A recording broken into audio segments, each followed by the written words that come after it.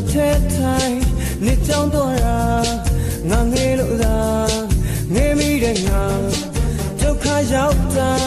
စားလက်စမုန်ကန်တဲ့ကိုထဲနေမိတဲ့ဆလိပ်ပြာများချင်တာတဲ့စိတ်နေပေးပါနေကိုယ်လေးကူမပြော